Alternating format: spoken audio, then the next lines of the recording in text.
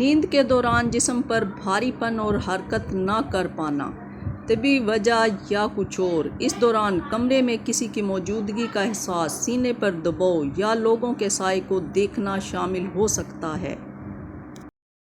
نیند میں چند لمحوں کی فالج جیسی کیفیت سلیپ پیرالائسس جسم کی وہ حالت ہے جو سونے اور جاگنے کے درمیان پیش آتی ہے۔ اس میں متاثرہ شخص حرکت یا بولنے سے کچھ لمحوں کے لیے قاصر ہو جاتا ہے۔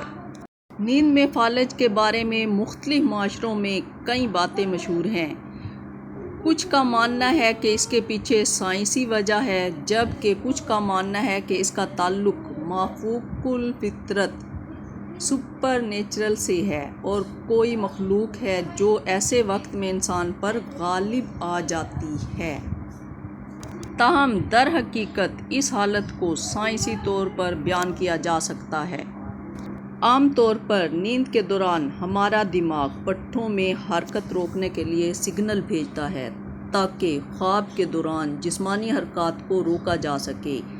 اس عارضی فالج کو ریم اٹونیا کے نام سے جانا جاتا ہے اور یہ نیند کا ایک قدرتی حصہ ہے۔ تاہم بعض صورتوں میں دماغ بیداری اور نیند کے درمیان یہ سگنلز کا انتظام صحیح طریقے سے نہیں کر پاتا، جس کی وجہ سے ایک ایسی حالت ہو جاتی ہے جس میں متاثرہ فرد تو جاگ جاتا ہے لیکن دماغی سگنلز نے اسے مفلوج کر رکھا ہوتا ہے۔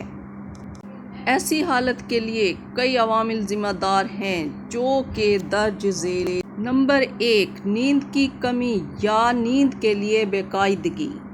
نمبر 2، نیند اور جاگنے کے معمول میں رکاوٹیں ڈسٹربنس، جیسے آفس میں شفٹ تبدیل ہوتے رہنا یا دوسرے ممالک کا سفر کرتے رہنا جہاں متعلقہ وقت ٹائم زون تبدیل ہوتے رہتے ہیں اور نیند کے اوقات پر اثر پڑتا ہے۔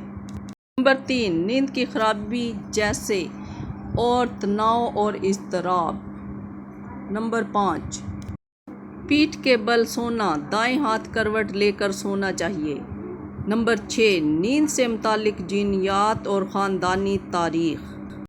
نیند کے فالج کے دوران خوفناک فریب نظر کا تجربہ بھی ہو سکتا ہے اور یہ مختلف ہو سکتے ہیں، جس میں کمرے میں کسی چیز کا موجودگی کا احساس ہونا، سینے پر دباؤ یا لوگوں کے سائے کو دیکھنا شامل ہو سکتا ہے۔